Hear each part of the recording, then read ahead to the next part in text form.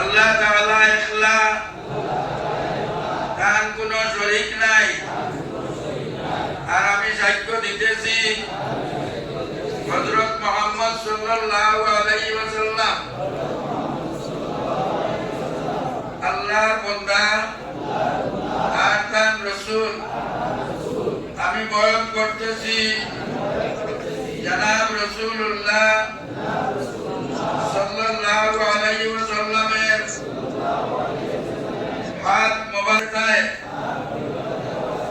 আমি ওয়াদা করতেছি শিরকি করব না, বেদাত করব না। আমি শক্তি অনুসারে সমস্ত গুনাহ থেকে বেঁচে থাকার চেষ্টা করব। আমি তওবা করতেছি সমস্ত গুনাহ থেকে, যত গুনাহ জেনে বুঝে করেছি, যত গুনাহ না জেনে করেছি, যত গুনাহ সগীরা করেছি, যত গুনাহ কবিরা করেছি, হে আল্লাহ আমার বয়ান আপনি কবুল করুন, আমার তওবা আপনি কবুল করুন।